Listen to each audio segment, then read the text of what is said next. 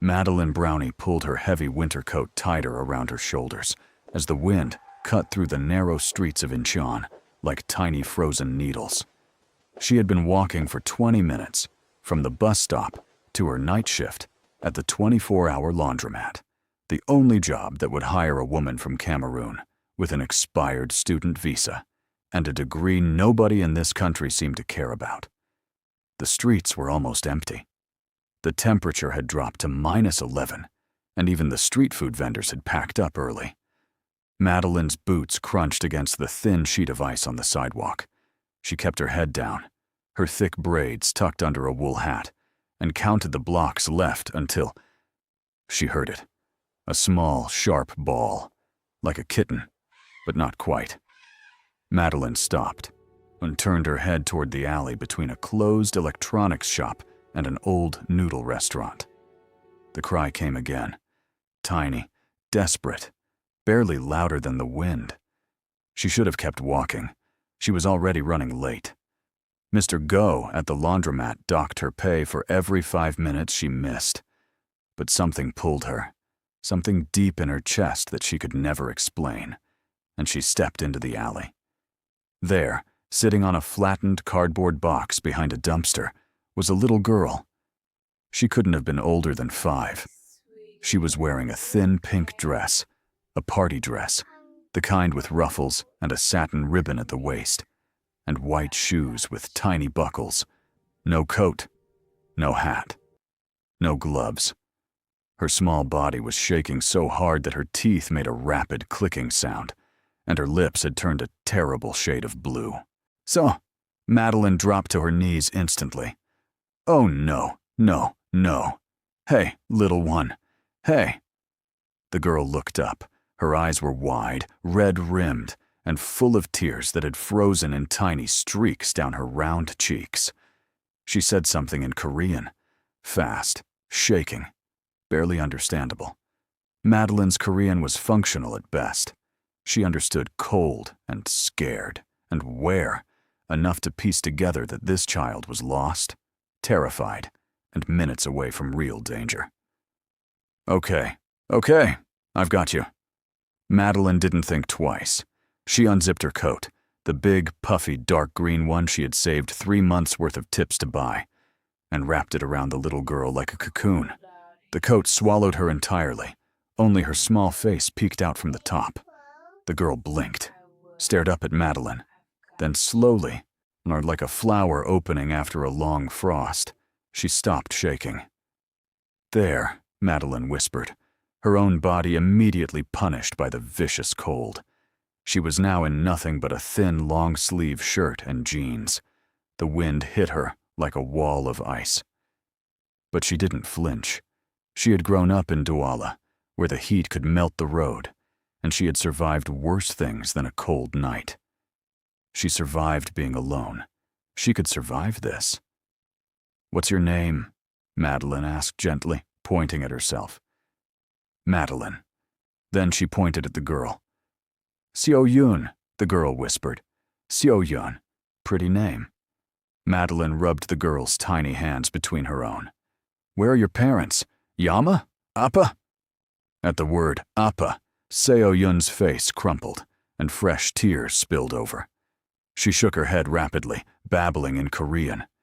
Madeline caught fragments. Car, men, our running, dark, and her stomach tightened. This child hadn't wandered off from a birthday party. She had been running from something. Madeline pulled out her phone. The screen was cracked across the corner. Had been since she dropped it running for the bus 2 months ago. But it worked. She dialed the local police. The line rang, and rang, and rang.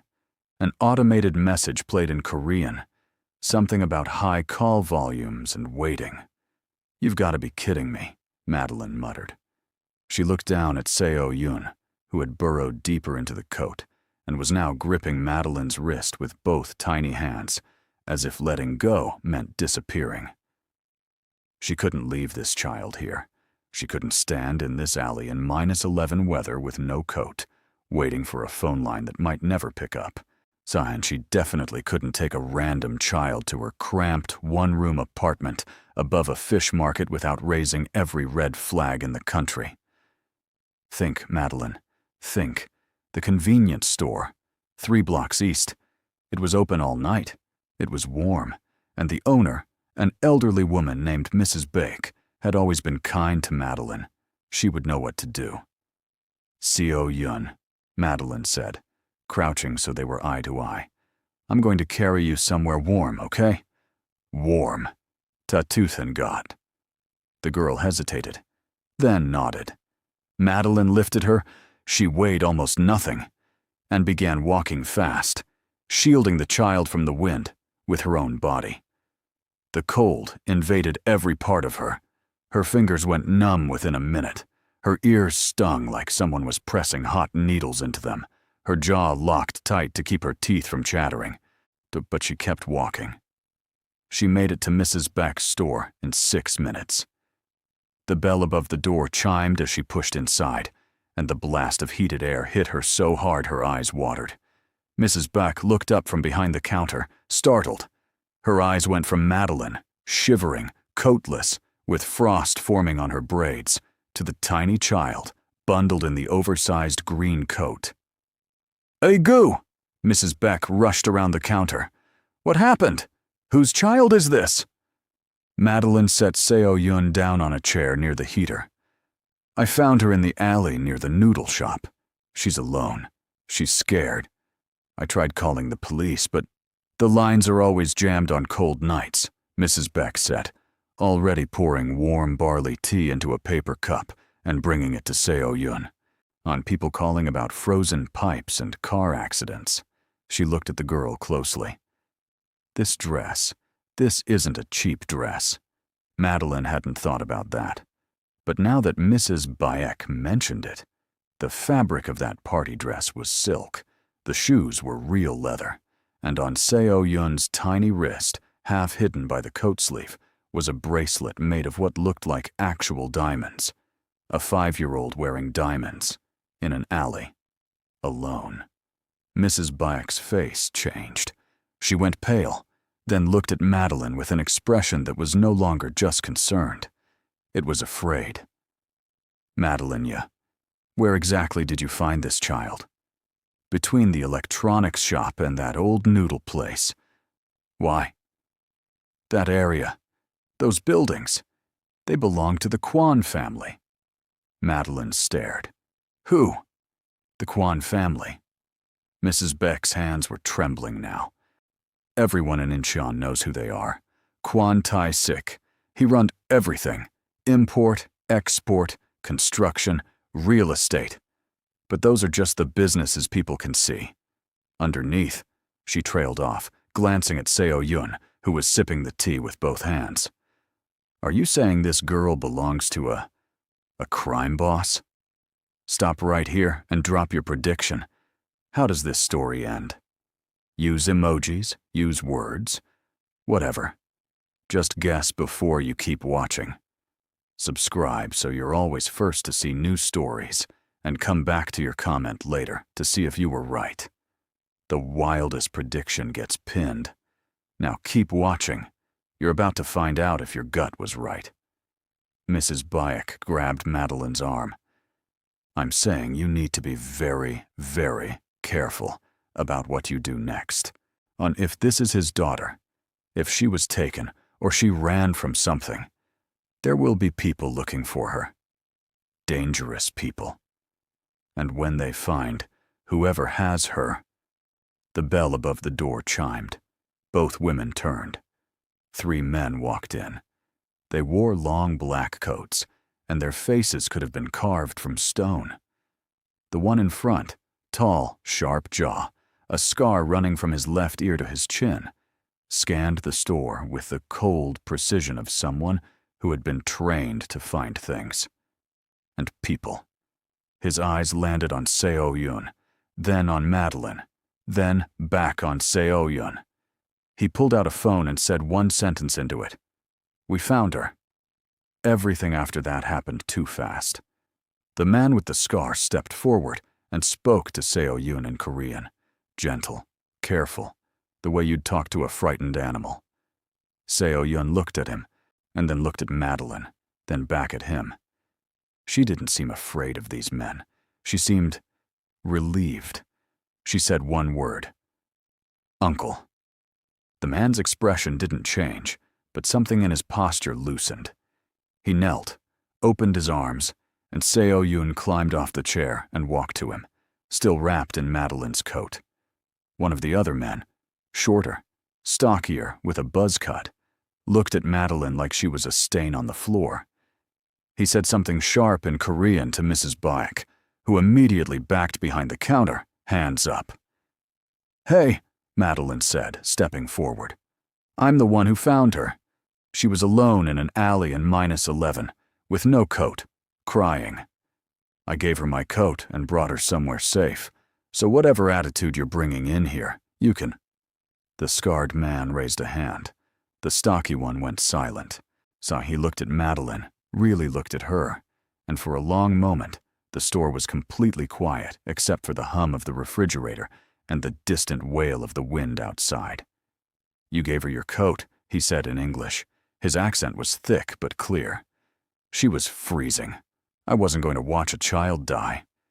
He studied her a second longer. Then he reached into his coat and pulled out a business card. Plain white, black text. Just a name and a phone number. Quan Tai-sik. "He will want to meet you," the man said. It wasn't a request. Madeline took the card, read the name, and felt something cold run down her spine that had nothing to do with the weather. "I don't need a reward," she said. "I just did what anyone would do." The man almost smiled. "Almost. That is exactly why he will want to meet you," he said. "No one in this city does what anyone should do. Not anymore." He turned, and the three men left with Seo-yun, who looked back over the scarred man's shoulder and gave Madeline a small, shy wave. The door closed. The bell chimed once, then went still. Madeline stood there, coatless, shivering, holding a business card that felt like it weighed 100 pounds. Mrs. Baek stared at her from behind the counter. "Madeline, she whispered. "What have you gotten yourself into?" Madeline looked at the card again. Then she tucked it into her back pocket and headed for the door. "My shift started 10 minutes ago," she said quietly. "Mr. Go is going to dock my pay." She stepped back into the cold, the merciless, punishing cold, and walked the remaining 7 blocks to the laundromat, without a coat, without gloves, without anything but the stubborn fire that had kept her alive since the day she left Douala, with $200 and a one-way ticket to a country she had only seen in television dramas. She didn't know it yet, couldn't possibly have known. But that business card in her back pocket was about to change everything. Not slowly, not gently, like a hurricane. 3 days passed. Madeline didn't call the number. She told herself it was because she was busy. Double shifts at the laundromat, then 2 hours of tutoring English to high school students on the side, then falling asleep at her tiny desk with her face pressed against a vocabulary workbook. She told herself it was because the card was probably nothing. A polite gesture from a man who had more important things to worry about than a foreign woman who lent a coat. But the truth she didn't say out loud, not even to herself, was that she was afraid. Everyone knew what the word Mafia meant. She had seen the movies. She had heard Mrs. Baek's voice shake when she said the name Quan. And she had seen the way those 3 men walked into that store, like they owned the air inside it. So she didn't call. On the 4th day, the call came to her.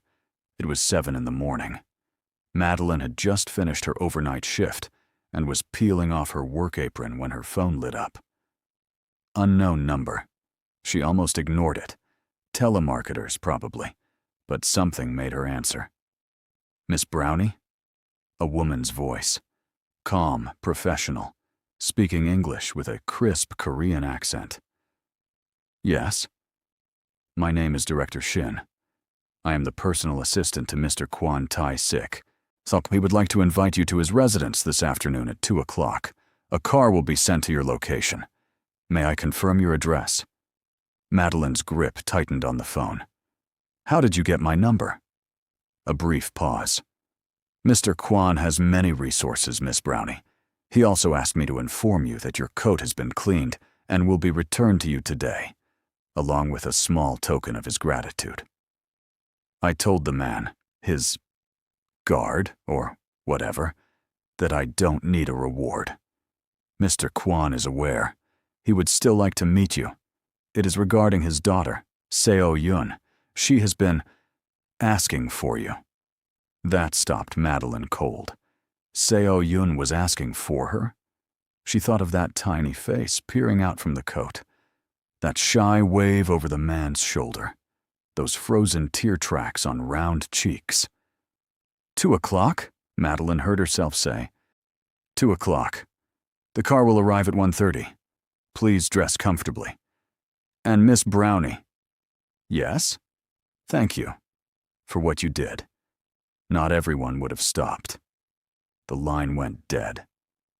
Madeline stood in the back room of the laundromat, staring at the phone. Her reflection stared back from the dark screen. Tired eyes, dry lips, a face that carried more worry than any 26-year-old should. She had exactly 5 hours to figure out what you wear when you're meeting the most powerful criminal in Incheon. The car that arrived at 1:30 was not a car. It was a black SUV the size of a small apartment, with tinted windows so dark they looked like polished obsidian. A driver in a suit stepped out and opened the door for Madeline without a word. She climbed in. The interior smelled like new leather and mint. But there was a bottle of water in the door holder, a small box of premium chocolates on the seat, and a garment bag hanging from a hook, inside which was her green coat, cleaned, pressed, and looking better than it had the day she bought it. Madeline put the coat on. It was warm. It was hers. And for some reason, having it back made her feel braver. The drive took 40 minutes. They left the city, climbed into hills she didn't know existed, passed through 2 security gates with guards who waved the SUV through without checking, and finally arrived at a house that— no, not a house. That word was an insult to what she was looking at. It was an estate, a sprawling, modern structure of steel and glass and dark stone that sat on the hillside like a crown on a king's head. Perfectly manicured gardens surrounded it, so a fountain, an actual fountain, sat in the circular driveway, water somehow still flowing despite the freezing temperatures. The entire property was enclosed by walls she couldn't see over. Lined with cameras, she pretended not to notice. The driver opened her door. "This way, please." Madeline stepped out, clutching her bag, a worn canvas thing she'd had since university, and followed the driver up a wide stone staircase to a set of enormous double doors. They opened before she reached them. Standing on the other side was a woman in a tailored gray suit, hair pulled back in a sleek bun, with the kind of posture that suggested she had never slouched a day in her life. "Miss Brownie, I'm Director Shin. Welcome." Madeline shook her hand. "Thank you. This place is so a lot." Director Shin's mouth twitched, the closest thing to a smile Madeline suspected she ever allowed. "It is. Please follow me." They walked through a foyer that could have held Madeline's entire apartment 4 times over. Through a hallway lined with art, not the mass-produced kind, but actual paintings, with texture and weight, and small brass plates with artist names she didn't recognize. Past a staircase that curved upward like a ribbon. Past 2 more men in suits who acknowledged Director Shin with tiny nods. Finally, they reached a set of glass doors that overlooked a garden. Director Shin stopped. "Mr. Quan is inside. Seo Yun is with him. I should mention, Seo Yun has not spoken to anyone except her father and her uncle since the incident. She has been very quiet, very withdrawn. But this morning, She drew a picture of a woman in a green coat and asked her father to find her. Madeline's chest ached. She drew a picture. With crayons, she gave the woman in the picture very long braids. Director Shin looked at Madeline's hair. It's a good likeness. She opened the glass door. Madeline stepped through and entered a sunlit room filled with plants, a low wooden table, and two figures sitting on a wide, cushioned bench near the window. One was Seo-yun, wearing a thick sweater, her legs tucked under her, coloring in a book. The other was a man. He was not what Madeline expected. She had imagined someone older, scarred maybe, loud, intimidating in the obvious way. Big arms, cold eyes, gold rings. The kind of villain she'd seen in dramas. Quan was none of those things. He was maybe 32, 33. Lean, but not thin. There was a quiet strength in the way he sat, like someone who didn't need to prove anything to anyone. His hair was dark, slightly longer on top, pushed back from a face that was, and Madeline hated herself for noticing, striking. Not handsome in the way magazine models were handsome. Striking in the way a storm is striking. Something about his features, the sharp line of his jaw, the depth of his gaze, the stillness, made you want to look and keep looking. He was wearing a simple black shirt with the sleeves rolled to his forearms and dark trousers. No jewelry except a watch. No gold, no flash. He looked up when Madeline entered, and their eyes met. There was a silence. A real one, not awkward, not tense, just full. Like the room was holding its breath. Then Seo-yun looked up. "The coat lady!" She launched off the bench like a rocket, crossed the room at full speed, and crashed into Madeline's legs with a hug so fierce it nearly knocked her sideways. "Coat lady! Coat lady! Coat lady!" Seo-yun chanted, looking up with a grin so wide it took up half her face.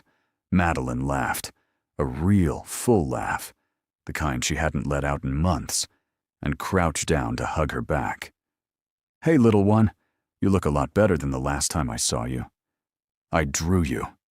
Seo-yun grabbed Madeline's hand and dragged her toward the bench. "Come see, come see." Behind them, Quan stood. He watched the woman, this stranger in a green coat, let his daughter pull her across the room, laughing, crouching to see a crayon drawing, telling Seo-yun that the picture was beautiful and that the braids were perfect, when no one had made his daughter laugh in 11 months, not since her mother died, not once, until now. He straightened his watch, took a breath, then walked over. "Miss Brownie." Madeline stood, still holding Seo-yun's hand. Up close, Quan was even more intense. His voice was low, controlled, with a weight to it that made every word feel deliberate. "Mr. Quan, I owe you a debt," he said. No smile, no small talk, just directness, clean as a blade. "You saved my daughter's life. The doctor said another 20 minutes in that temperature, and she would have had severe frostbite. Possibly worse. I just gave her a coat. You gave her your only coat. In -11. And then you walked to a warm place carrying her, without anything to protect yourself." He paused. Director Shin retrieved the security camera footage from the surrounding streets. "I saw the whole thing." Madeline blinked. "You watched security footage of me? I needed to understand what kind of person you are. And? What did the footage tell you?" He held her gaze. "That you are either the bravest person in this city or the most reckless. I haven't decided which.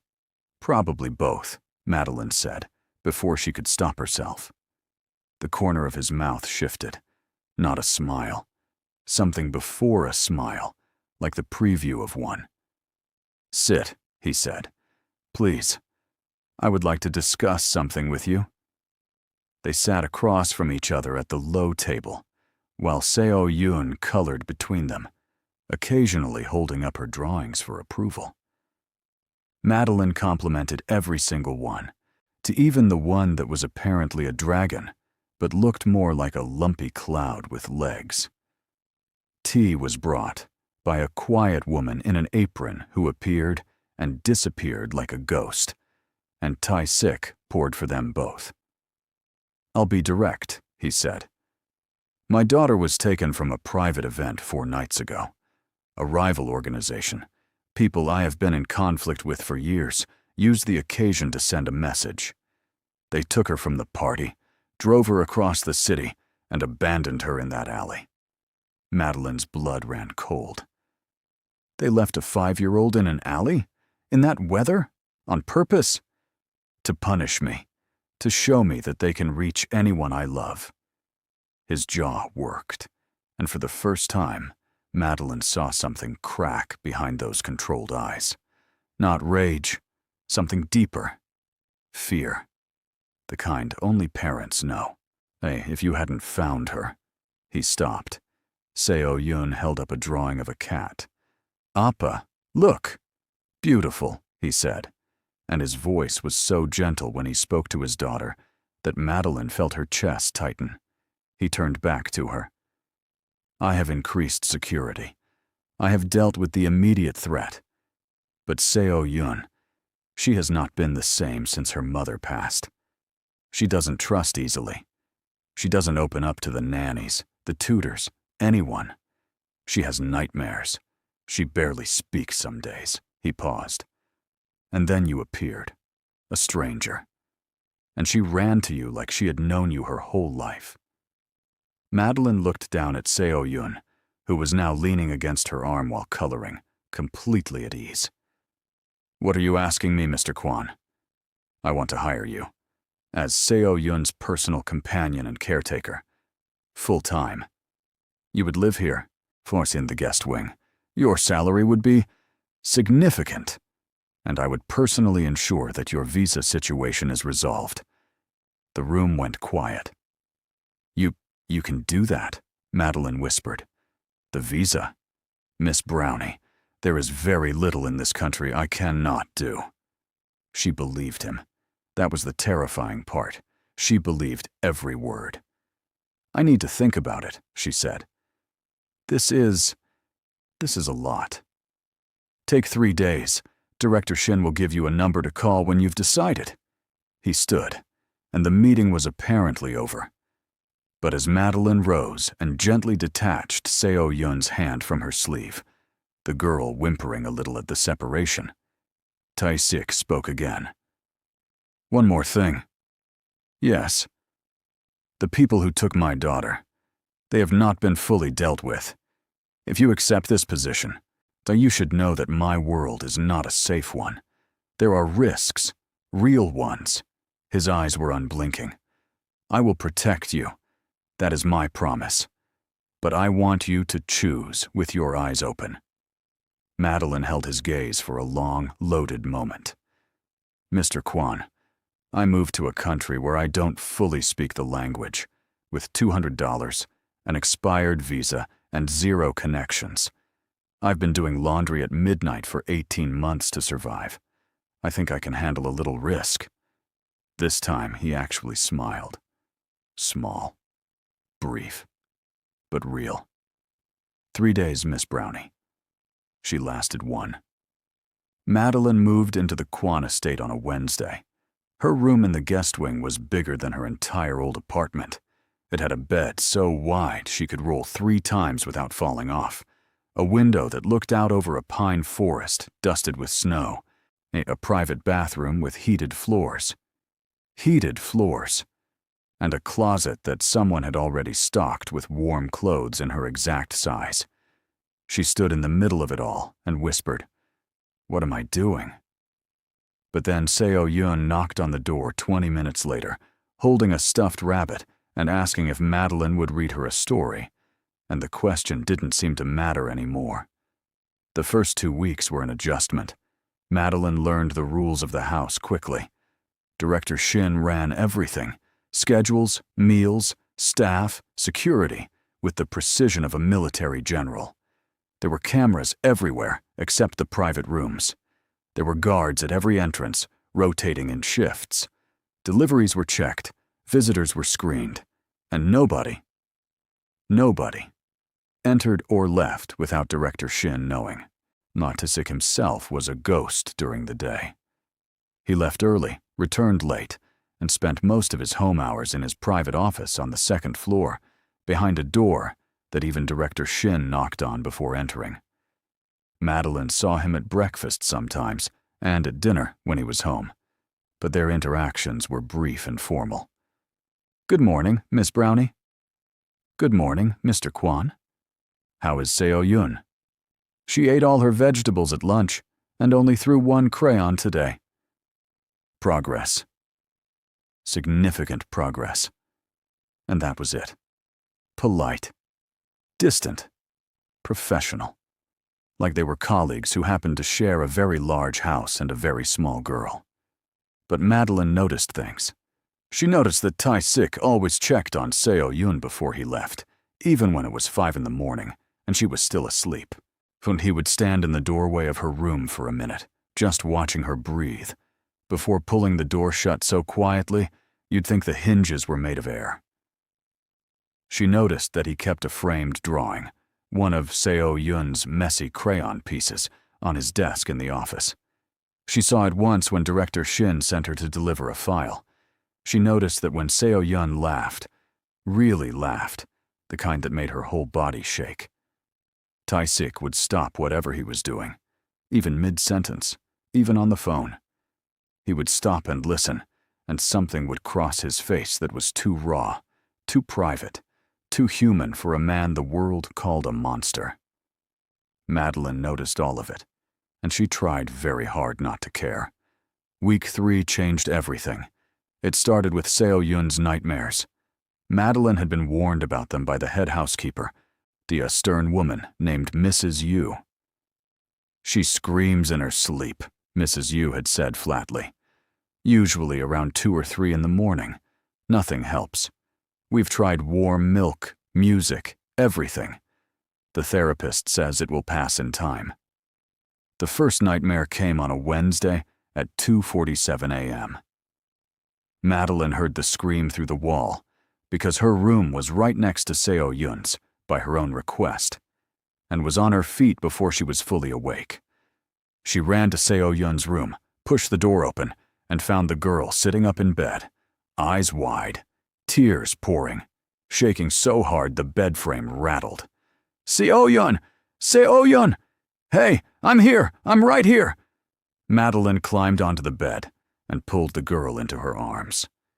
Seo-Yun clung to her, fingers digging into Madeline's shirt, and Madeline began to do the only thing she knew how to do when someone was scared.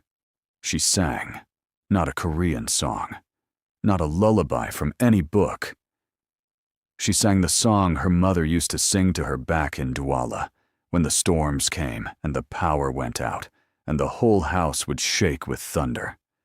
A Douala folk song about a fish who swam upstream to find the moon, slow and rhythmic, with a melody that rose and fell like breathing. Seo-Yun didn't understand the words. She didn't need to. The melody did the work, wrapping around her like a second blanket, smoothing the sharp edges of whatever nightmare had torn her from sleep. Within 4 minutes, she was asleep again. Madeline stayed. She held the girl all night, sleeping upright against the headboard, waking up with a stiff neck and a numb arm, and Seo-Yun's head on her chest. She didn't know that Tai-sik had come to the door. She didn't know he had heard the scream too, and had run from his room at the end of the hall, had arrived at Seo-Yun's door just in time to see Madeline pull his daughter into her arms and begin singing. She didn't know he had stood in the doorway for 10 minutes, listening, watching his daughter's body slowly stop trembling, watching this woman, this stranger who was no longer a stranger, hold his child like she was the most precious thing in the world. She didn't know he had stayed until the singing stopped, until both of them were asleep, until he was sure. She didn't know any of that. But it was the night everything shifted. After that, the nightmares came almost every night. And every night, Madeline was there. She learned to sleep lightly, one ear always tuned to the wall, ready to run.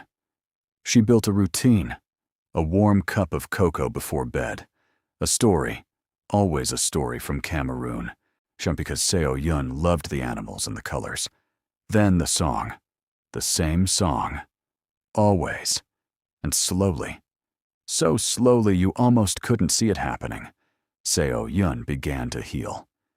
She started talking more, not just to Madeline, but to Mrs. Yu, to the cook, to Director Shin, who, to everyone's shock, was seen smiling once. She started eating full meals without being coaxed. She started playing in the garden, building snowmen, chasing the estate cat, a fat orange thing named General, around the kitchen.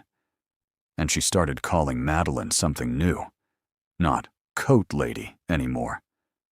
Unnie, big sister.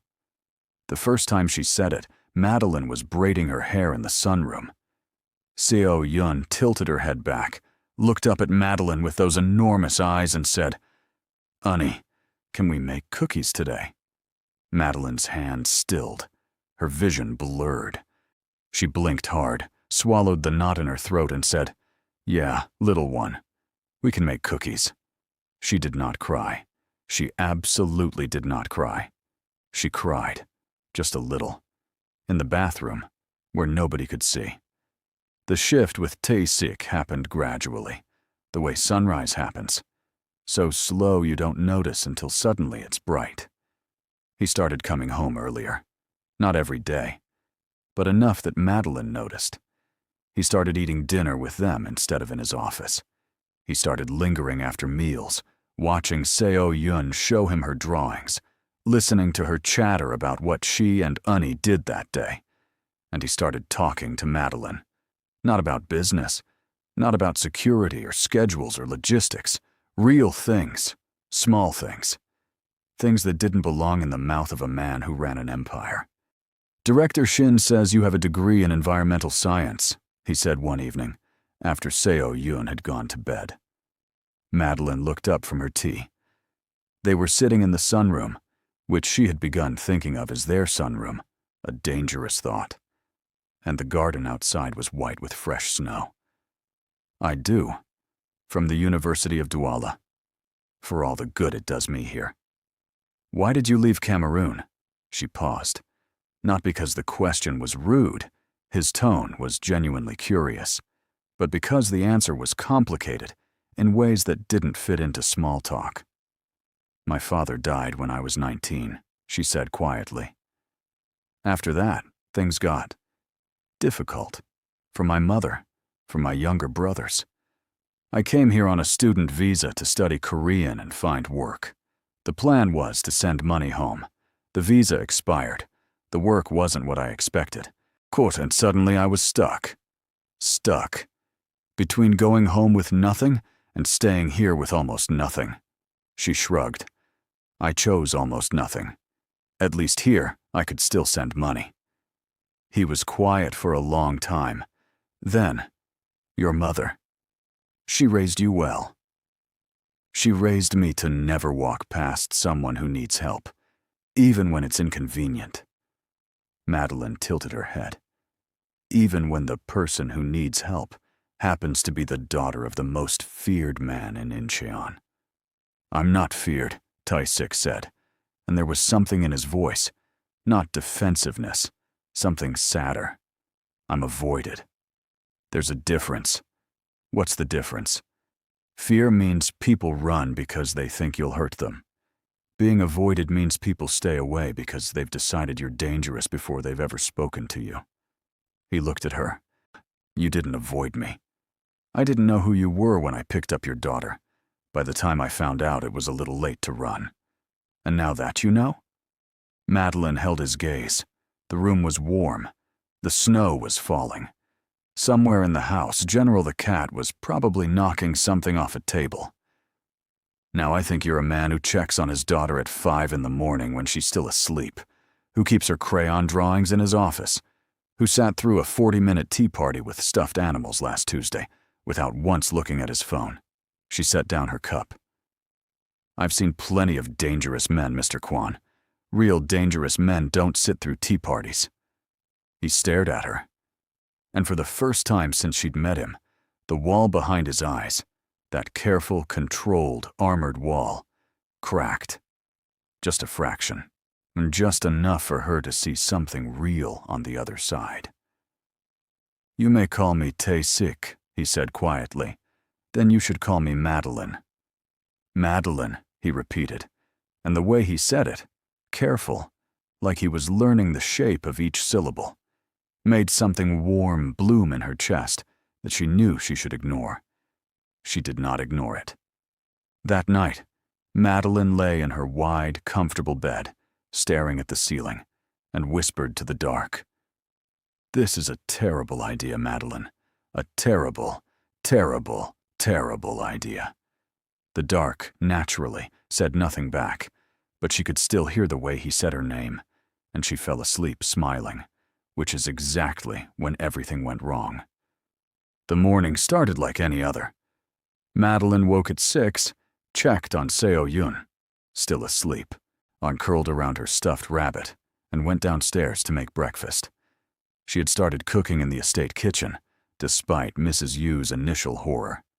Cameroonian food, ndole, puff puff, roasted plantains, had become a strange favorite in the household. Even the guards, who Madeline had initially found intimidating, would linger near the kitchen when she cooked, pretending to check their phones, while the smell of fried plantains filled the hallway. She was halfway through frying beignets when Director Shin appeared in the doorway. Not her usual composed self. Her face was tight, her phone clutched in both hands, and she was walking fast. Madeline, we have a situation. Madeline set down the spatula. What kind of situation? Immigration. The word hit like a brick. Well, someone, we don't know who yet, filed a report with the immigration office about an undocumented foreign national living at this address. An officer is scheduled to visit this afternoon. Madeline gripped the counter. Tae-sik said he was handling my visa.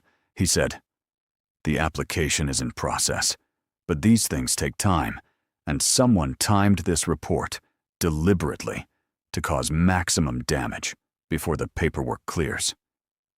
Director Shin's voice was sharp, but not at Madeline, at the situation. This was coordinated. Someone close enough to know your status, your location, and the timeline of the application. Who would? That is what we're trying to determine. Mr. Quan has been notified. He's on his way back now. On his way back from where? Director Shin hesitated. A meeting in Jeju. Well, he left at 4 this morning. Jeju was an island, hours away by plane. He can't just... He's already on the plane, Madeline. He turned around the moment I called him. Madeline sank into a chair. The beignets sizzled unattended. Her mind raced. If the immigration officer came, if they found her without valid papers, she would be detained, deported, sent back to Cameroon with nothing, to a family she had been supporting from a distance for 2 years. And Seo-yun would wake up and Madeline would be gone, just like her mother, just like the night in the alley. Another person who disappeared. That's not going to happen, Madeline said aloud, more to herself than to Director Shin. I'm not disappearing on that little girl. No, Director Shin agreed. You're not. We have a plan, but you need to trust me. The plan was this. Director Shin had a contact at a law firm that specialized in immigration cases. They could file an emergency petition, something called a humanitarian protection request, based on Madeline's circumstances. It wasn't a guarantee, but it would legally prevent detention while the petition was reviewed. The lawyer was already drafting the paperwork, but they needed Madeline's documents. All of them. Her passport, her expired visa, her university degree, her employment records, everything. And most of those documents were in her old apartment, the one above the fish market, the one she hadn't been back to since she moved to the estate. "I'll go get them," Madeline said, already grabbing her coat. "You're not going alone," Director Shin said.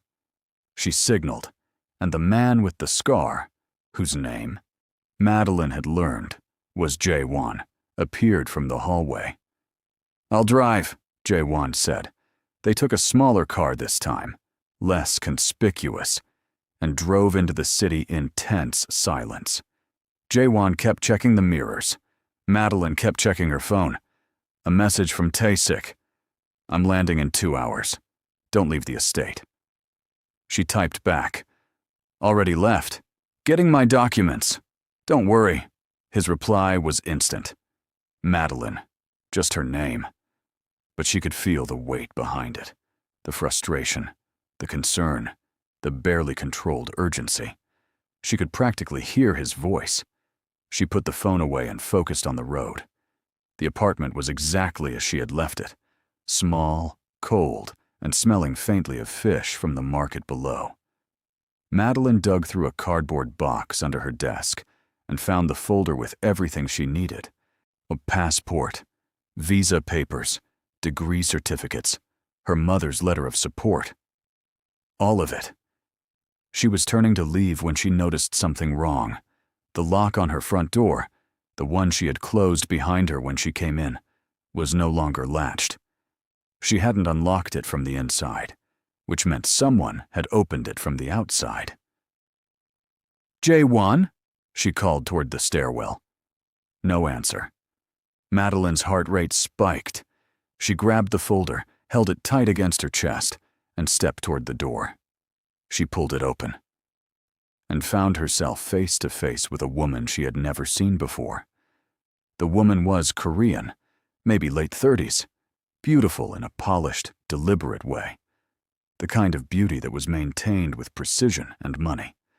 She wore a cream-colored coat, her hair was perfectly styled, and she was smiling. But the smile didn't reach her eyes, not even close.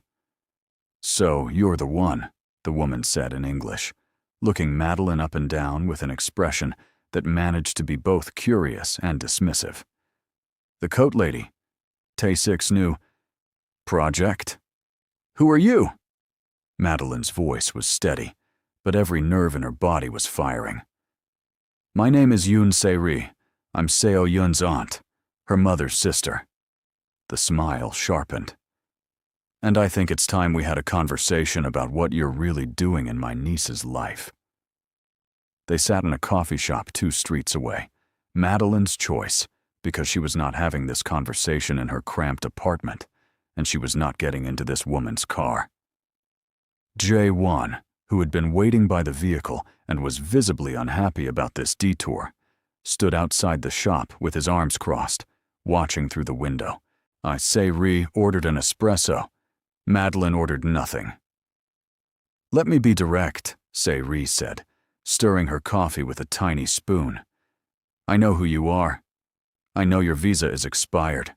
I know Tae-sik is trying to fix that.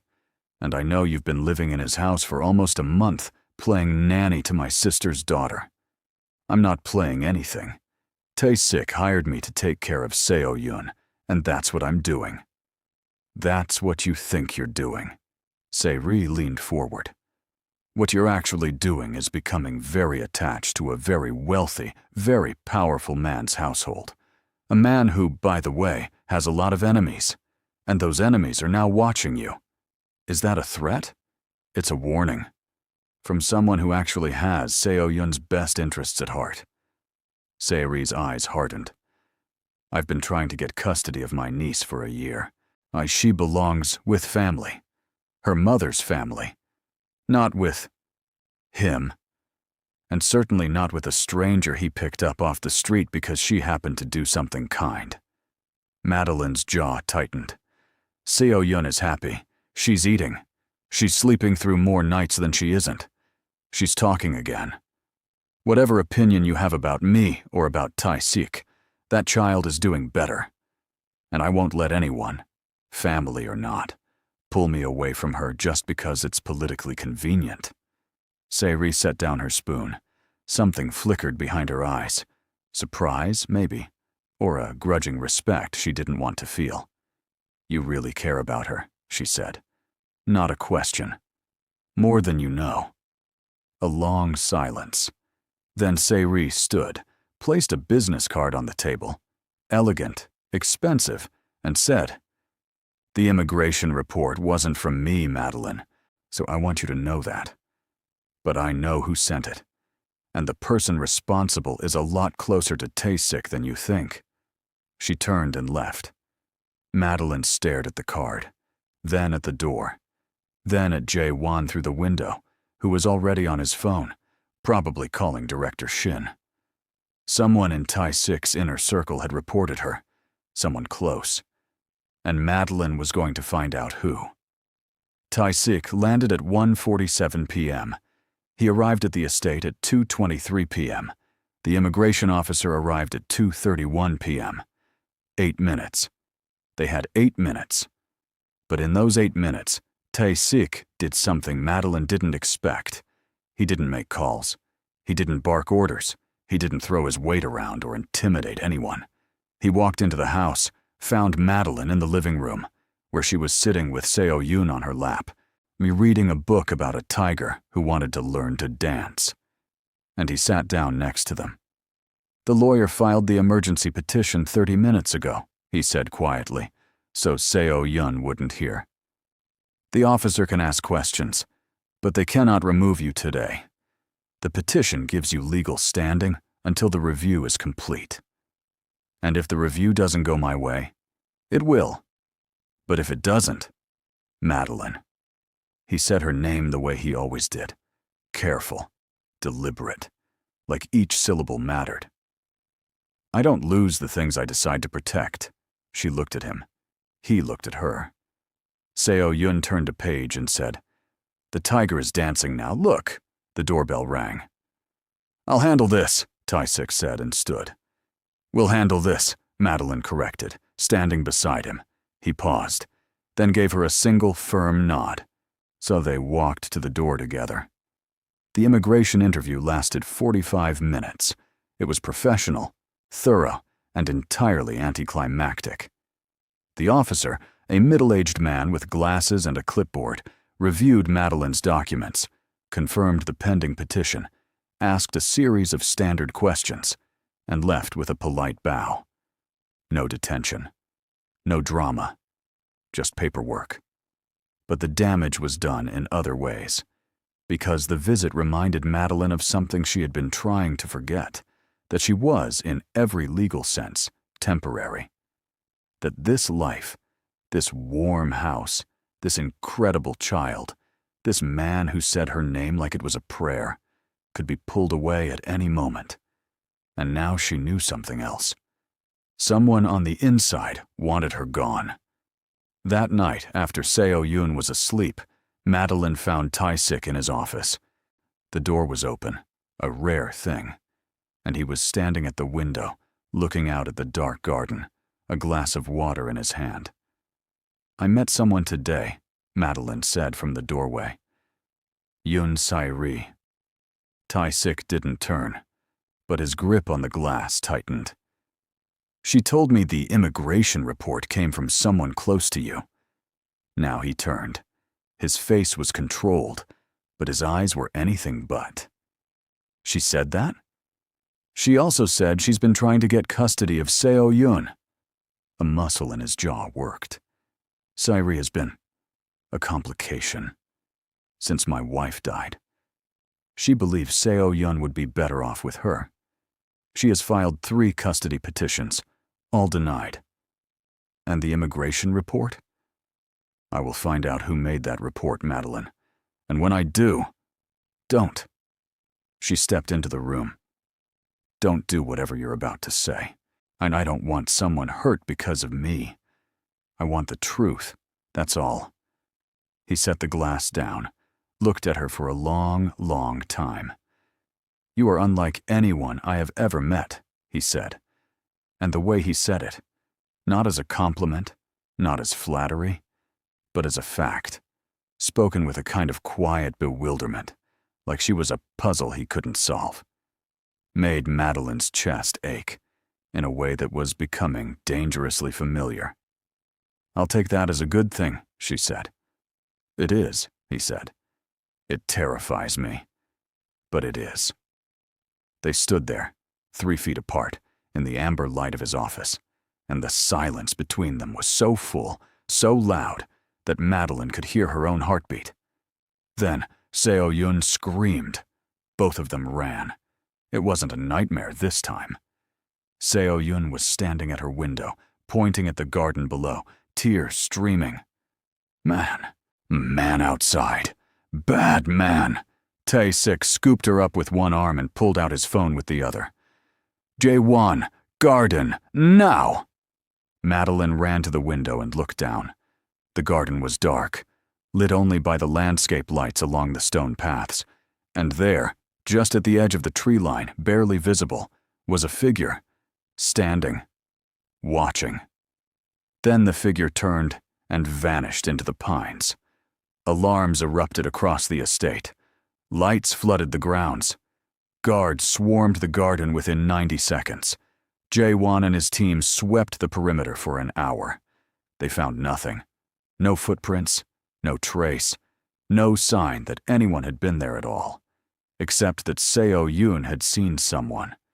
And Seo-yun, who had barely spoken for months, who was only just beginning to trust the world again, was now sitting in Madeline's lap, shaking and refusing to close her eyes. "Don't go," she whispered, gripping Madeline's shirt. "Don't go, don't go, don't go." "I'm not going anywhere," Madeline said, holding her tight. "I promise. I'm right here." Over Seo-yun's head, her eyes met Tae-sik's. He was standing in the doorway, phone in hand, face like thunder.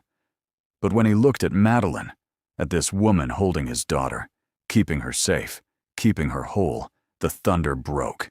And beneath it was something so tender, it almost hurt to witness. He mouthed 2 words. "Thank you." Madeline held his gaze and mouthed back, "Always." She sang the Douala song until Seo-yun fell asleep. She sang it 3 times.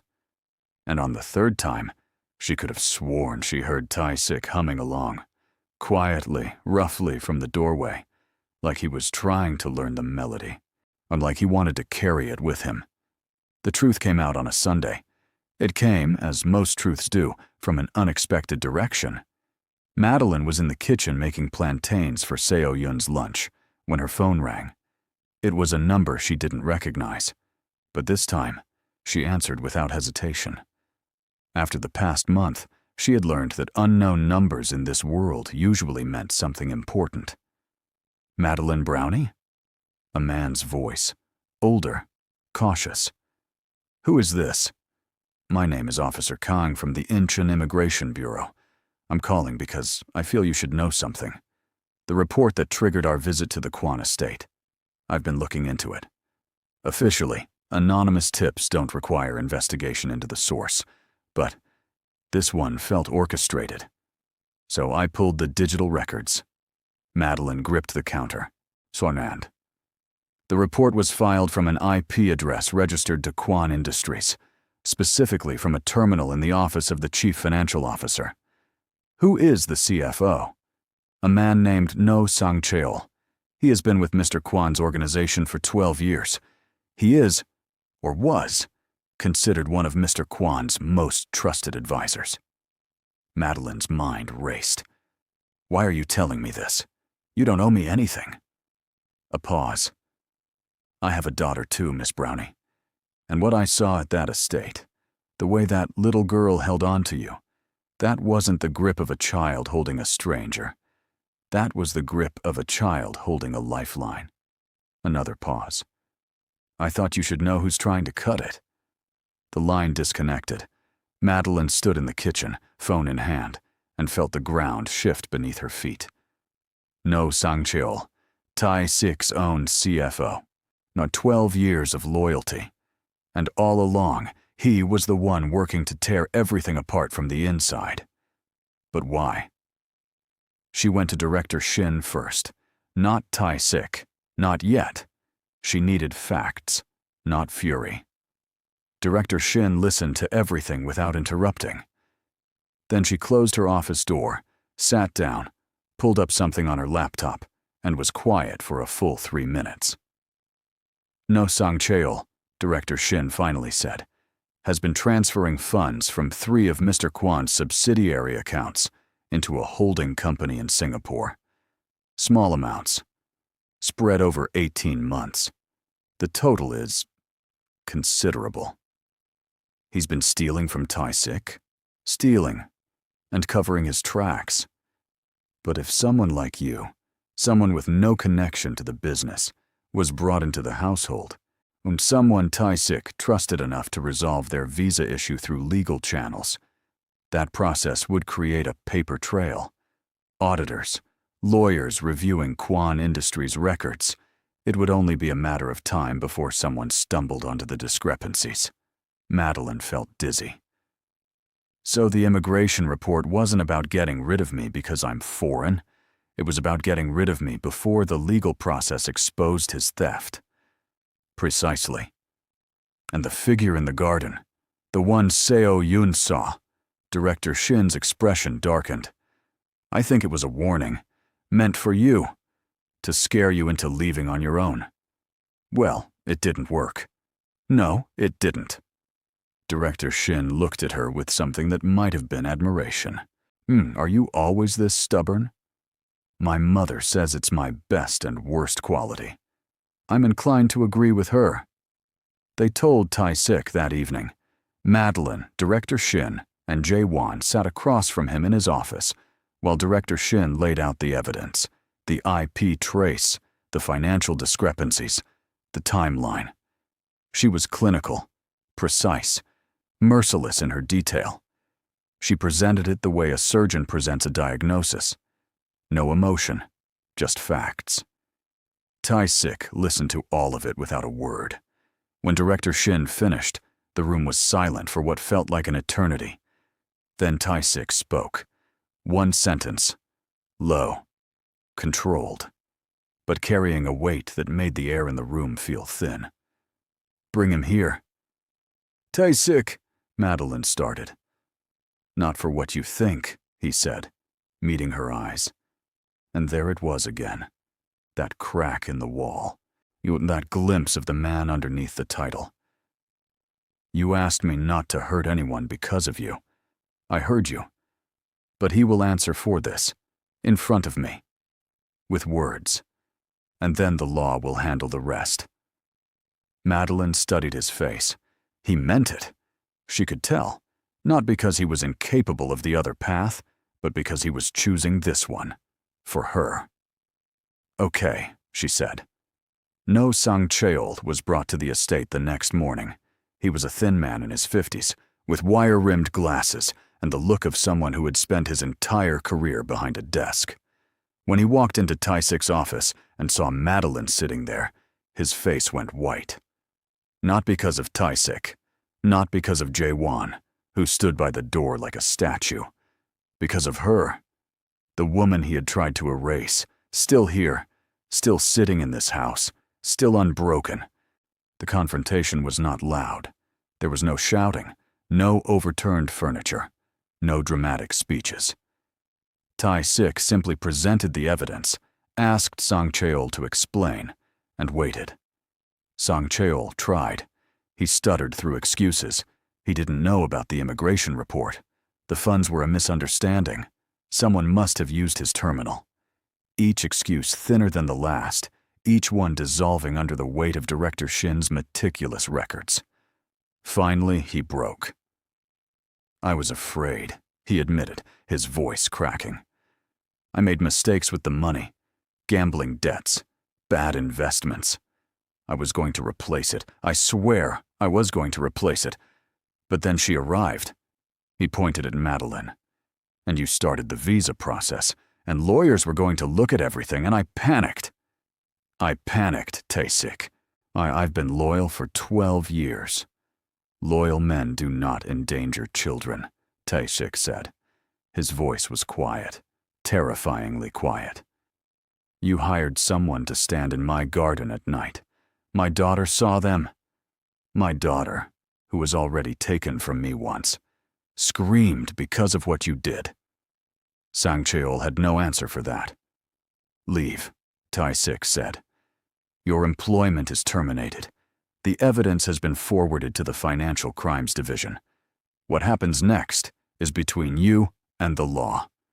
Sang Cheol left. And just like that, it was over. No violence, no revenge, just truth, consequence, and a door closing behind a man who had gambled everything and lost. That evening, Seo-yoon insisted on a celebration. She didn't know what they were celebrating. Madeline told her it was a good day, but she demanded cookies, hot cocoa, Dehan dancing in the living room. Director Shin, to everyone's astonishment, agreed to one dance. Mrs. Yu clapped along from the kitchen doorway. Jae-won, who had never been seen smiling in the entire history of the estate, was caught tapping his foot. General the Cat watched from the top of the bookshelf with supreme indifference. And Tai-sik stood at the edge of the room, watching Madeline spin his daughter in circles, while Seo-yoon shrieked with laughter. And the look on his face was one that Madeline would remember for the rest of her life. It was the look of a man seeing something he thought he'd never have again. Joy, in his own house, in his own life. Madeline set Seo-yoon down. The girl immediately ran to grab General, who did not appreciate it, and walked over to Tai-sik. You're not dancing, she said. Then I don't dance. Everyone dances. Not Korean Mafia bosses. Especially Korean Mafia bosses. Come on. She held out her hand.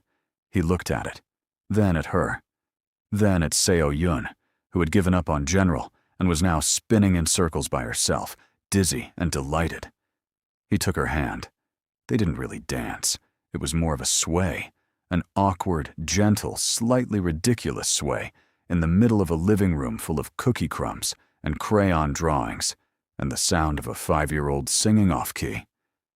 But their hands stayed intertwined, and neither of them let go. Later that night, after the cookies were eaten, the cocoa was drunk, Seo-yoon was asleep with her rabbit, and the house was quiet. Madeline stood at her bedroom window, looking out at the snowy garden. A knock at the door. Soft. She opened it. Tai-sik stood in the hallway, mind still in his clothes from the evening, hands at his sides. He looked, for the first time since she'd known him, nervous. I wanted to tell you something, he said, and I wanted to say it while I still had the courage, because I've been facing down rivals and threats and crises for 15 years, and none of them scared me as much as this. Madeline leaned against the doorframe. I'm listening. When you walked into that convenience store carrying my daughter, a child you had never met in a country that hasn't always been kind to you, you did something no one else in this city would have done. You gave away your warmth, literally, in the middle of winter. For a stranger. He paused, took a breath. And then you came into our lives and gave Seo-yoon something I couldn't give her, no matter how hard I tried. You gave her someone to trust. You gave her laughter. You gave her songs in a language she doesn't understand, and she doesn't care, because it's your voice, and your voice means safe. Madeline's eyes were burning. She blinked hard. And somewhere in the middle of all of that, between the nightmares and the tea parties and the plantains and the crayon drawings, you gave me something too. What? She whispered. A reason to come home. The hallway was quiet. The snow fell outside. Somewhere in the house, General knocked something off a table, because that's what General did. Tai-sik, Madeline's voice caught. She pressed her hand against her chest, as if she could hold everything in. I came to this country with nothing. I had a plan. Work, survive, send money home. Don't get attached. Don't get comfortable. Like, don't let anyone close, because close means it hurts more when it's taken away. And then your daughter grabbed my coat and wouldn't let go. And then you said my name like it mattered. And now I'm standing here in this impossible house, in this impossible life, and She stopped, swallowed, started again.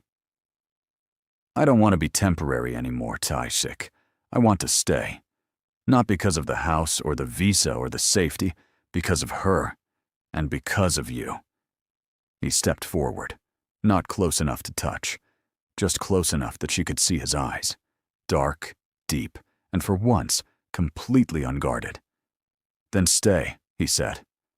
Not as a caretaker, not as an employee. Stay because this is your home, because Seo-yoon is your family, because I am asking you, not as a man with power, but as a man who hasn't felt this way since before the world broke.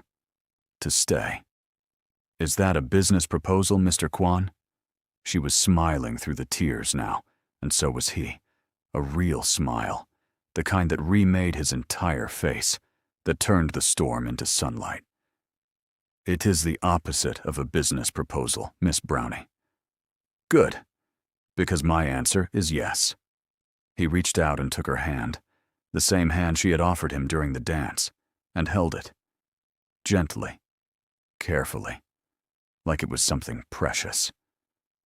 My mother is going to have a lot of questions, Madeline said. So is mine. Mine will want to video call. She'll cry. She'll say she's not crying. She'll definitely be crying. Mine will ask if you can cook Korean food. I'll learn. You don't have to. I want to. I want her to like me. She already likes you. Yeah, I told her about you 3 weeks ago. She sent a gift. It's been in my office because I didn't know how to give it to you without this conversation. Madeline laughed. What is it? A scarf? Hand-knitted. It's bright orange. I love it already. They stood there, hand in hand, in the hallway of a house that had once felt too big, too cold, too full of ghosts, and now, for the first time in a very long time, felt exactly right. 3 months later, Madeline's visa was approved. Permanent residency. Legal. Official. No more hiding. No more fear. No more counting the days. Director Shin personally delivered the letter to her room with a handwritten note that read, "Congratulations. You've earned this. D. Shin." Seo-yoon made a drawing to commemorate the occasion. It showed 3 people holding hands. A tall woman with long braids, a shorter man with dark hair, and a tiny girl in the middle. Above their heads, in wobbly crayon letters, she had written one word: family. Madeline framed it. It hung in the sunroom, right where the light hit it in the mornings, right where everyone could see it. Tae-sik pretended not to get emotional when he first saw it. He failed. Mrs. Yu pretended not to notice him wiping his eyes. She also failed. Jae-won saw everything and said nothing, because that was what Jae-won did. And General the cat sat in the sunbeam beneath the drawing and purred, entirely unimpressed by the whole affair, which was really the most general thing he could have done. Yoon Sai-ri dropped her custody case 2 months after Sang Cheol's arrest. She showed up at the estate one afternoon, unannounced, and asked to see Seo-yoon. Madeline let her in. She watched Se-ri sit on the floor with her niece, coloring together, talking softly. She saw the way Se-ri's hands trembled when Seo-yoon hugged her.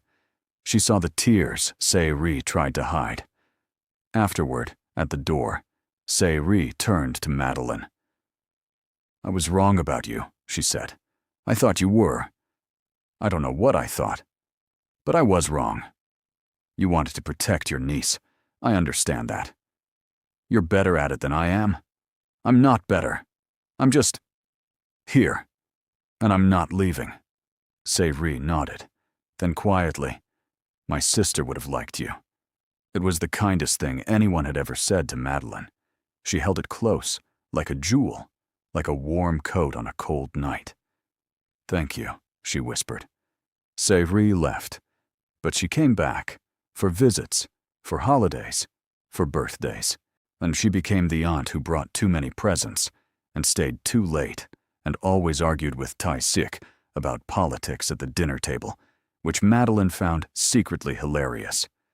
They became, against all odds, a family. A strange, unlikely, beautiful family. And on the anniversary of the night Madeline found Seo-yoon in the alley, they returned to that same street in Incheon, all three of them. The electronics shop had become a bakery. The noodle restaurant was still there, though it had a new coat of paint. The alley was just an alley. Narrow, ordinary, unremarkable. Seo-yoon, now 6, stood between them, holding both their hands, looking around with the calm curiosity of a child who didn't quite remember this place but knew it mattered. "This is where Uni found me," she asked. "This is where Uni found you," Tae-sik confirmed. And she gave me her coat. She gave you her coat." Seo-yoon looked up at Madeline. "Why?" Madeline crouched down, the way she had on that freezing night 1 year ago, and looked into those big, bright, no longer frightened eyes.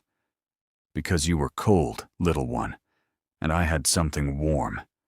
And sometimes—" She glanced up at Tae-sik, who was watching them with that look, the one that made the world feel smaller and brighter and infinitely more possible. "Sometimes, when you give away the thing you need most, you end up finding everything you didn't know you were looking for." Seo-yoon considered this with the deep seriousness that only 6-year-olds possess. "Like a family?" she asked. Madeline smiled. "Exactly like a family." Seo-yoon nodded, satisfied. Then she tugged both their hands and said, "Can we get hotdog now? And I'm hungry." Tae-sik guffawed, the kind that turned heads on the street, the kind that Madeline had been collecting like treasures since the first time she heard it. "We can get hotdog," he said. And they walked down the street together, the Cameroonian woman, the Korean man, and the little girl between them, into the warm glow of the city lights, into a life that neither of them had planned, but both of them had chosen, into a future that was imperfect and uncertain and absolutely, completely, wonderfully theirs. From a green coat, a freezing alley, and one brave woman, that single decision changed 3 lives forever. And every story on this channel carries that same heart, that same moment where everything shifts and nothing is ever the same. Subscribing takes less than a second, but what you get back are stories that make you laugh, and tighten your chest and make you believe kindness can crack open the biggest doors. Tap subscribe, tap that bell, because what's coming next is something you do not want to miss.